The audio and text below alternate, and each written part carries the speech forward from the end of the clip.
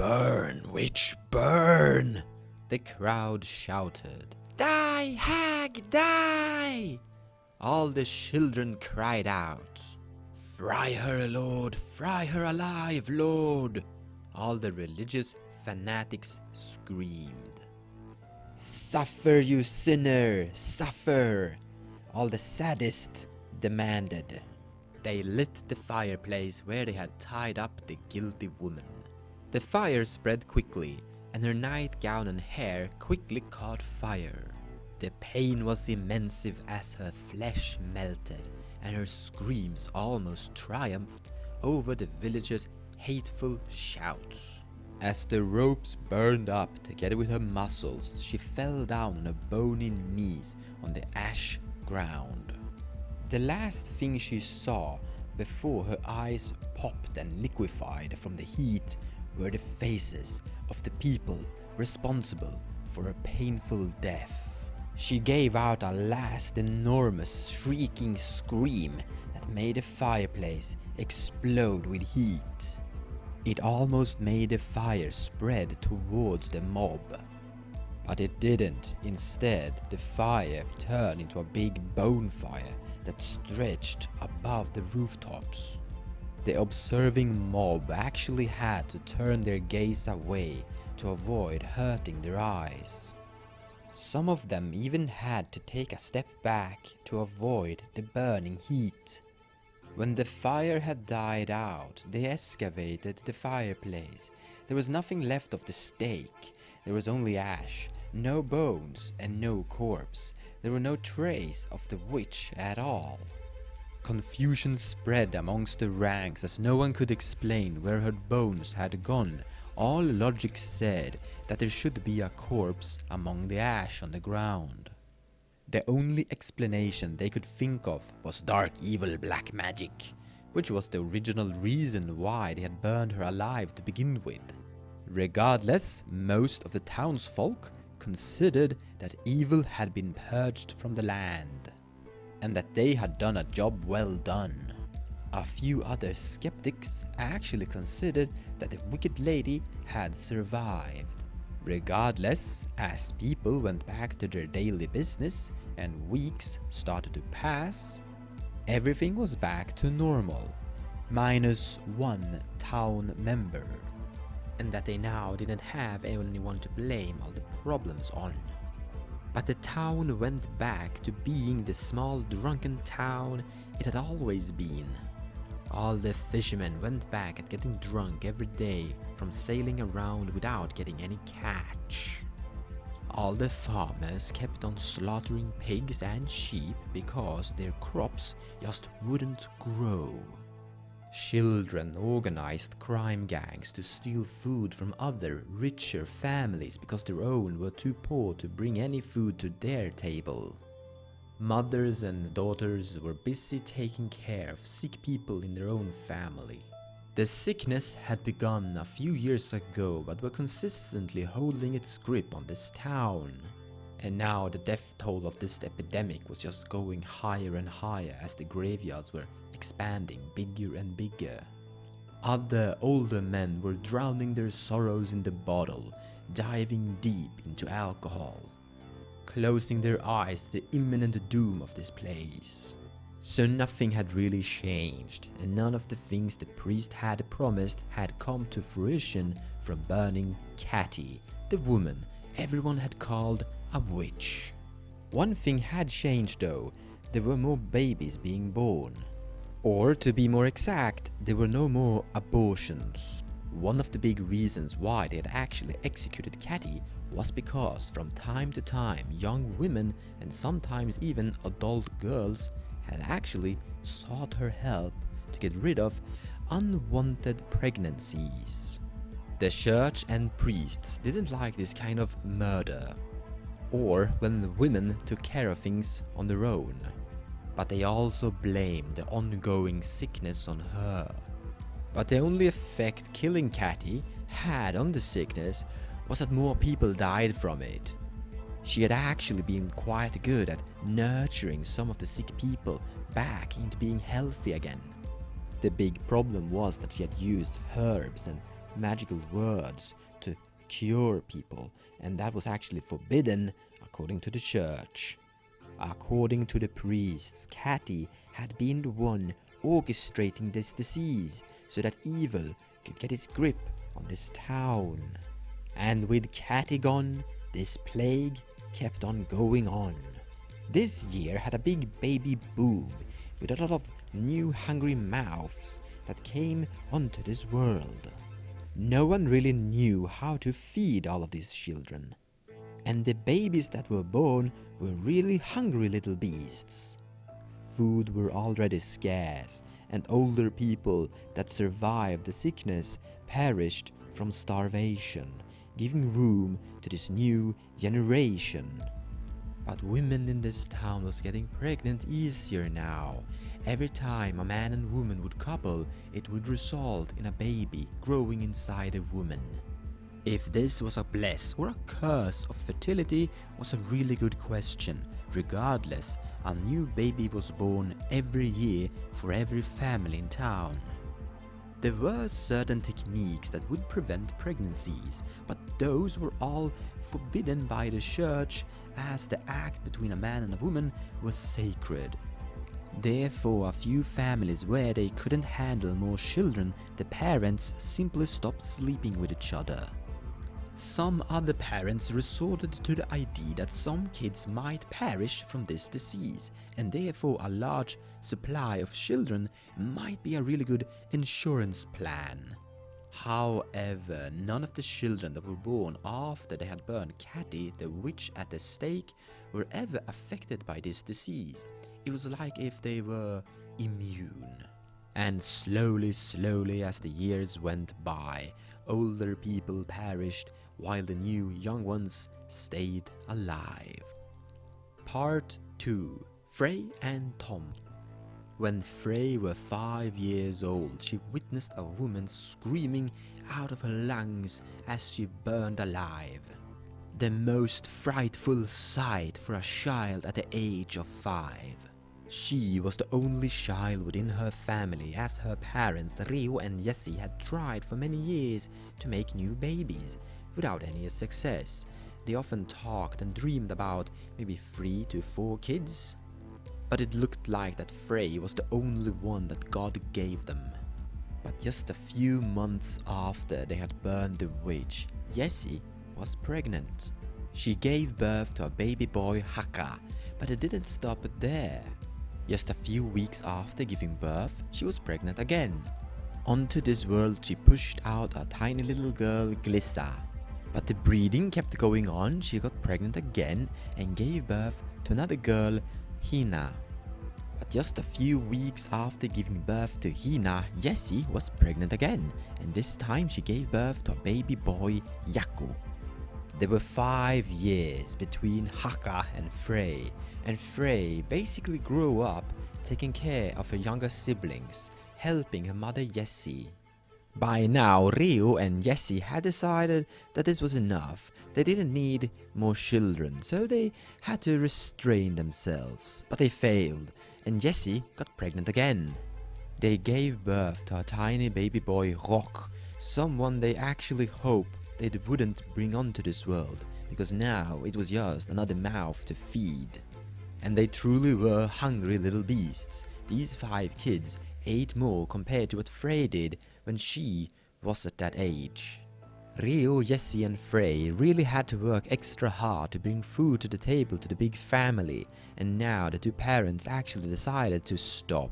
They couldn't bring more kids into this world. Or if they did, some of them would start to starve. Years went by and the kids started to grow. Now suddenly they could play games like hide and seek and tag. There was a magical special connection between the 5 young siblings, something Frey didn't share with them, even though she was one of their brother and sister as well. It was very rare for Frey to see her younger brother and sister actually talk to each other, even though they always knew where the others were. When Frey would talk to them, they actually even finished each other's sentences, and it felt like she talked to a single entity instead of talking to her 5 younger siblings. It definitely felt like if they had a magical connection. But Frey really liked playing with her younger siblings, even though they didn't really seem to enjoy her. She had in fact grown up with the responsibility of taking care of these kids, even though they actually wanted to take care of themselves amongst their own group. And it actually felt like if they had more things in common with other kids from other families within the same age. It really felt strange, but every kid that had been born after they had burned Catty the witch were somehow best friends. Frey had always been a lonely child, always playing for herself. So when Hakka was born, she was happy to finally meet someone that she could play with, something to share something with. And Hakka only wanted to play with other kids. But Hakka and the other kids didn't really seem to mind if Frey, as an uninvited guest, tagged along on their games. Suddenly one evening after dinner, the 5 kids decided to go out and play. Frey tagged along. But they weren't alone. All the kids from the entire town in that age group were following behind. Frey tried to count, but she stopped around 20. She guessed that it must be around 100 kids that was tagging along.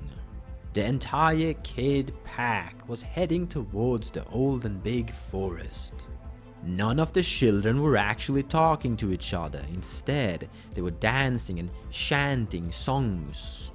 It really looked fun. Frey didn't understand a single word the kids were chanting, but she followed in and tried to copy the charade as best as she could. She had no idea of what she was actually saying, but this actually did sound like a language. It actually sounded like they were putting words together to form real sentences. She had no idea where the kids had learned these words, or and how and when they had organized this big meeting. Suddenly they entered a large forest opening. A perfect circle without any trees whatsoever that could easily fill all the 100 kids. In the center of the opening was a large stone that looked a bit carved, like if someone had tried to hack on it and shape it. On different places on the stone, someone had even painted runes with the colors of red, white and green. Frey had no idea what those runes meant, and she had no time to think about it either. Because suddenly all the kids started to take hands and form a circle, dancing around the stone. Frey immediately grabbed some hands and joined in on the dance. This was really fun. This was the kinds of things she had done when she was a tiny, lonely kid. Finally, Frey didn't feel alone anymore, dancing around and shouting from the depths of her lungs, almost getting caught in this magical trance. Was there something standing on that stone in the middle of the circle? And where were her siblings? They were just here. Now they are gone. Just like that figure that was standing on the stone. Hold on for a moment. Where exactly are my brothers and sisters? Frey thought. It were her responsibility, being the oldest child after all, looking after them. Kashmatak upakarkuka! Frey got a little bit more uncomfortable the longer this kept on going. This didn't feel like a game anymore. In fact, she had no idea what they were actually doing.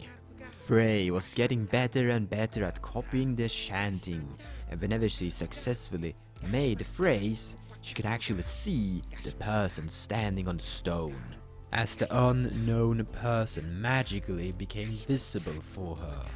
A group of 8 kids suddenly walked towards the center of the stage with a big doll of some sort and other tools. The doll actually resembled someone.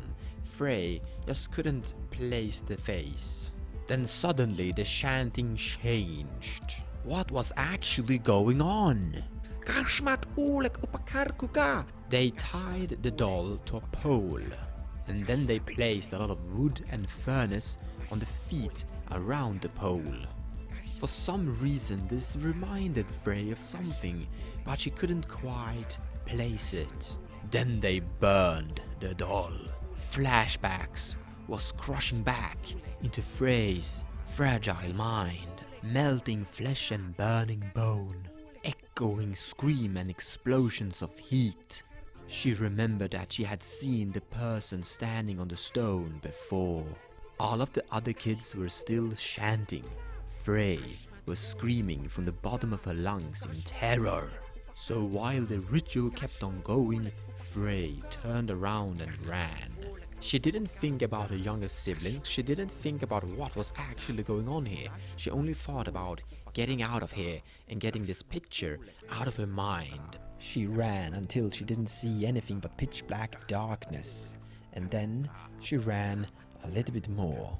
She had no idea where she was, standing and catching her breath somewhere deep into the forest. She could hear how her heart pounded inside her chest, and how her lungs pushed air in and out of her body. An owl making its song in the night.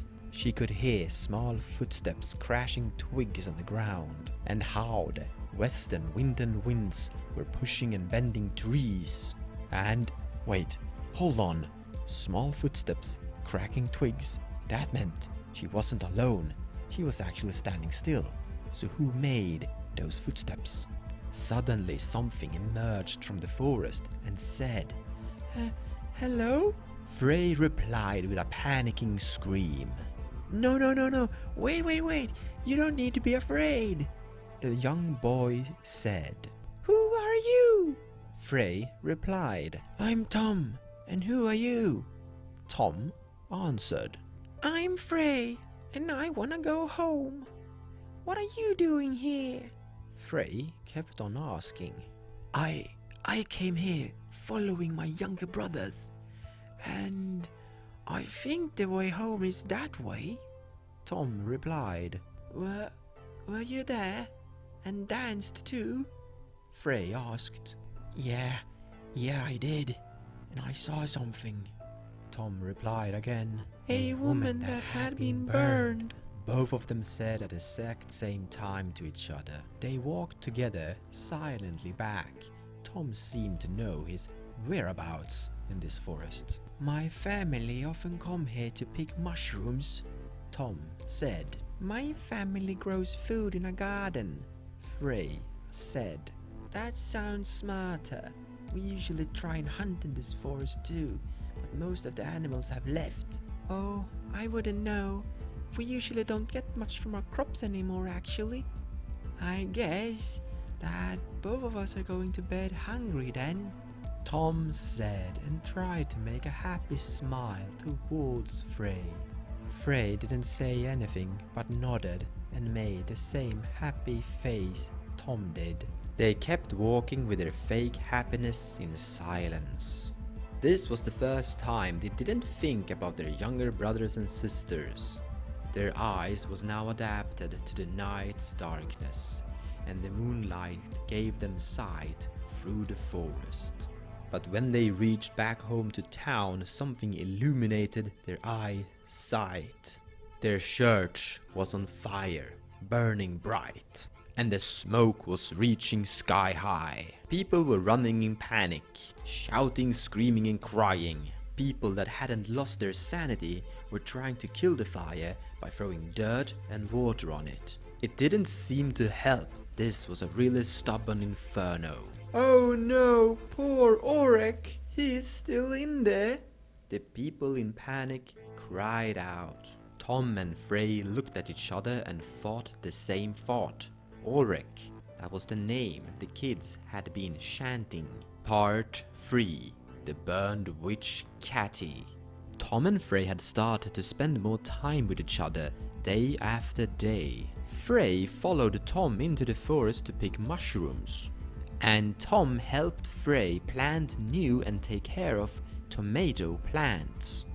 They mostly talked about food, how they could make the garden more efficient. They often talked about different food recipes, how they could use mushrooms, tomatoes and potatoes. When a town is starving and you're going hungry all day, food easily becomes the #1 topic. But from time to time they brought up the subject about that strange night. Both of them actually had asked their younger siblings about it, but the younger siblings had just shrugged and said, "It was just a game." They hadn't gotten much information from the younger brothers and sisters, and they had now started to distance themselves from them and spend more time with each other instead. "Tom, you did see that woman too, right?" Frey asked. "Yeah, I did, and her skin looked really dark, like if it was burned," Tom answered. "Strangest thing is that I actually think I've seen her before," Frey said. "Really? Where from?" Tom asked. "When I was 5, this town burned someone alive. The person standing on that stone that night resembled that one," Frey answered. "That was 10 years ago now, right?" Tom asked.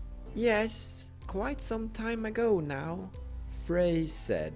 "I was 7 that day. I remember it well now," Tom said. "I asked my ma and pa about it," Tom continued, "and they said they burned an evil witch.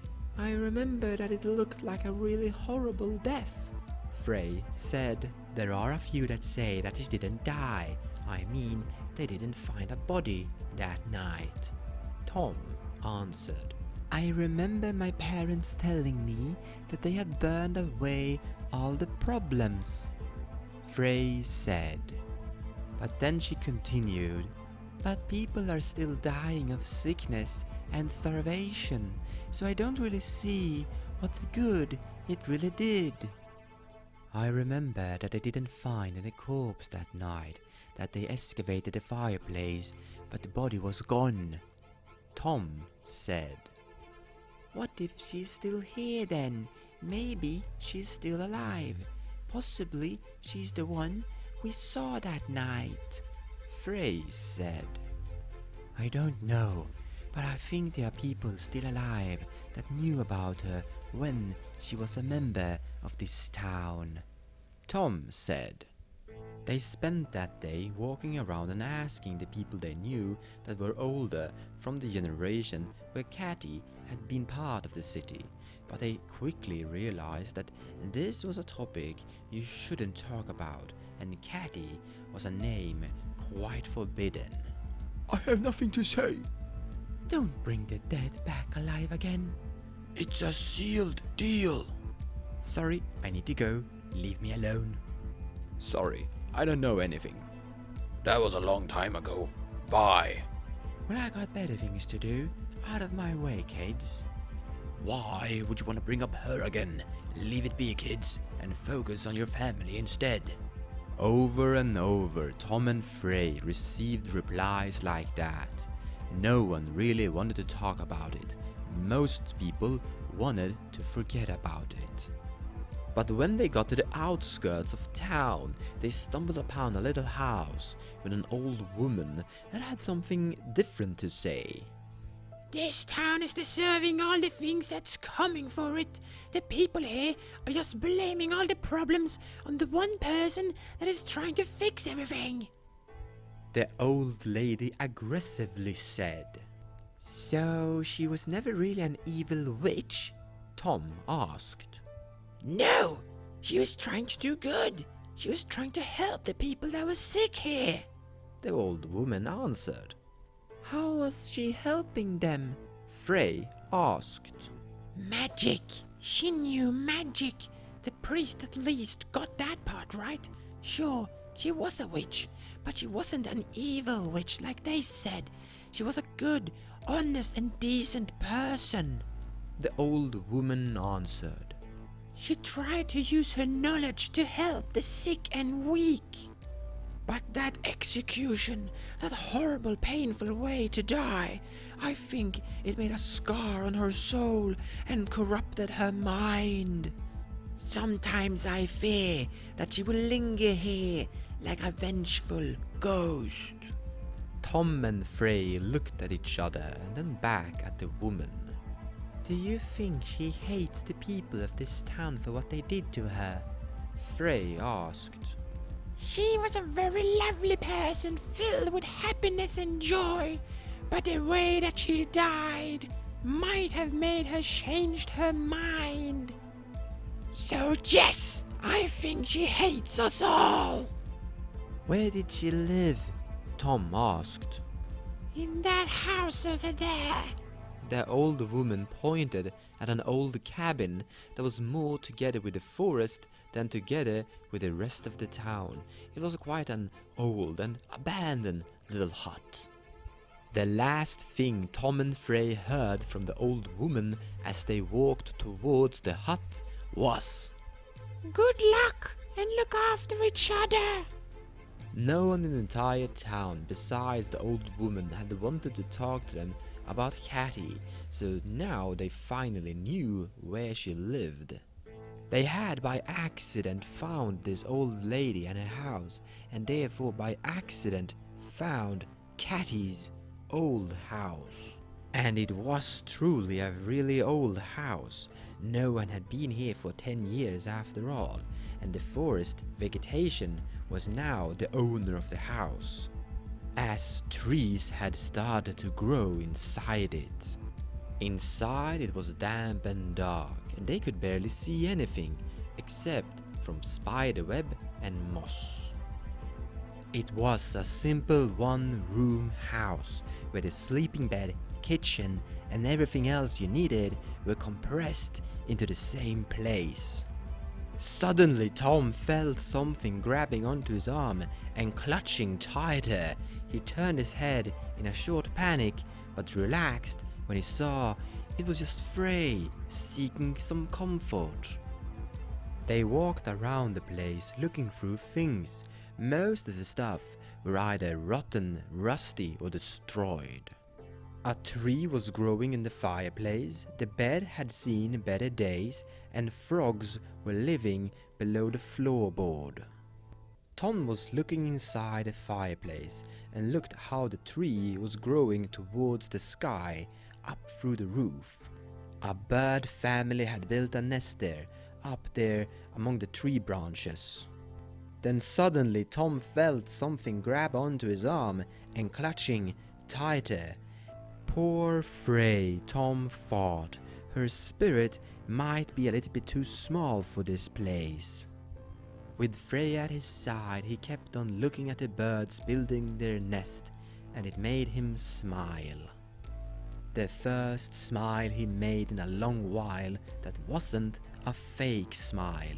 It was a true, happy face Tom made. Frey were actually examining the floor and looked through the cracks where the frogs lived. She could see a lot of baby frogs swimming around in a pond beneath the house. Then suddenly she saw something in the water that she couldn't quite understand. For a while she sat there confused, wondering, fearing and doubting. She realized that she needed help to encipher this, so she called out, "Tom, come and look at this!" Tom heard Frey's voice from the other side of the room, while something still held on to him tight. He quickly turned around to face what it was, and what he saw made him scream in horror. "Ah!" Frey moved her head towards where she heard Tom scream from, and what she saw almost made her shriek with the same fear. The skin was burned dark, no hair, no eyes in the eye sockets. Instead, it was just two dark black holes. It was also naked, no clothes. It had the figure of a very large woman, a little bit too large, a bit abnormal. It actually looked like a freakish monster, and Tom and Frey recognized her, Catty, the woman they had seen twice in their lives. You're not one of my children. You're not part of my coven.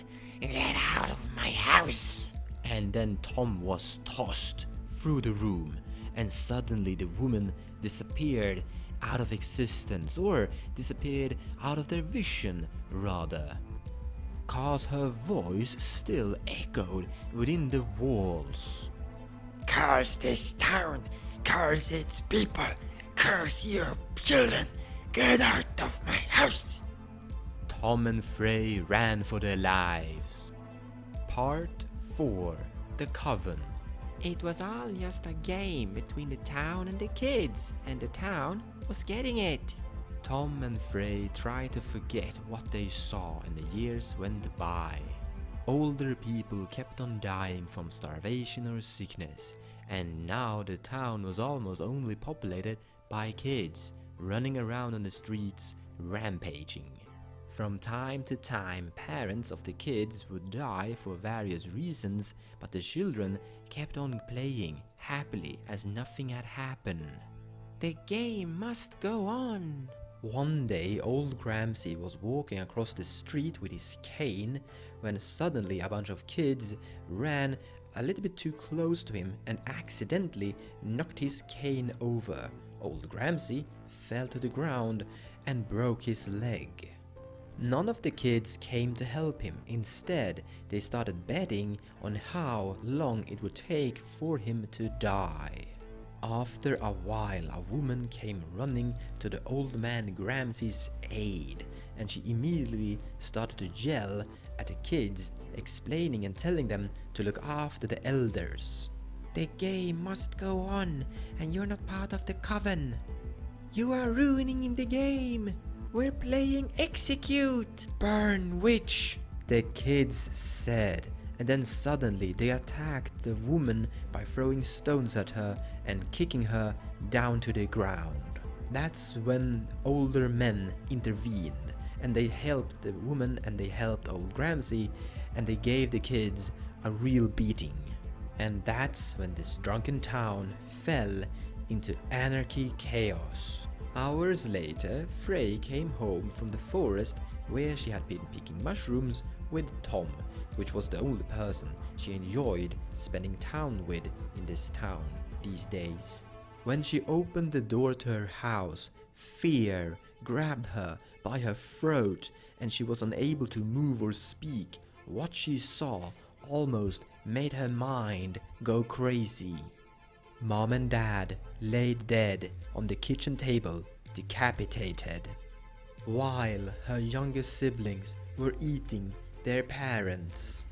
Hakka looked at her while he was chewing on Mom's hand, and he said, you're not part of the coven. Even though you've tried to join us, we have different parents.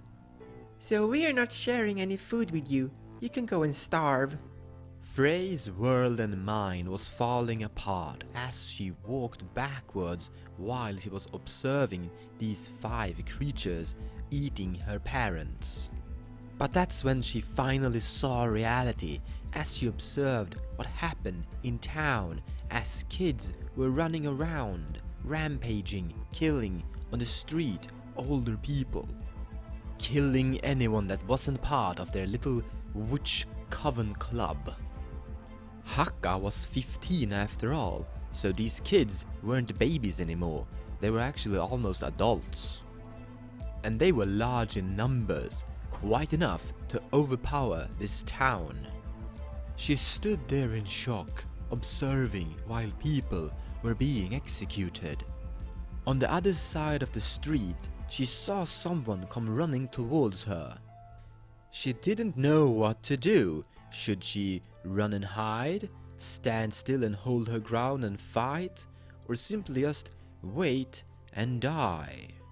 Had the thing she saw in Catty's house beneath the floorboard been real after all, she thought. The person that came running towards her grabbed her by a hand and then kept running, pulling her with him to run. It was Tom. Tom was still here. There was still a reason to live, and they both ran as fast as they could to the end of the town. Dodging fanatic children and ignoring innocent civilians, they ran out of the town. While behind them they heard an echoing shout they had heard when they were 7 and 5. "Burn them all!" Frey and Tom had never run this long for their entire life. They kept on running, somehow able to keep on going almost forever. Or actually just until they reached the next town. Part 5. Epilogue. Years later, Tom and Frey had settled down and forgotten about the horrors they grew up with. They had become a couple and members of the community and town they now lived in. They ran a guest house together for weary travelers. Tom baked bread and took care of their guests when they came in and left. Frey cooked soup and cleaned the rooms. They enjoyed their new life, but no matter how hard they tried, they never seemed to get a child. But maybe that was for the best. That was actually something they both agreed would be okay if they never had a child together. One night Frey told Tom, "It might actually be better that we don't bring any children onto this world." Why do you think so? Tom asked. "Do you remember when we were inside Cathy's little hut? I actually saw the world end and devour itself. Endless war and natural disasters that would eradicate all living life on this earth. Widespread cannibalism, just like how I saw those 5 kids eat my parents. And as I watched into the pond with all those frogs, when I saw all of that, I also heard an echoing laughter as everything was dying. I don't understand why or how I saw it, but I did. Cathy was a witch, I guess, and maybe they can see future, and maybe the water from the floor somehow reflected her visions, I don't know."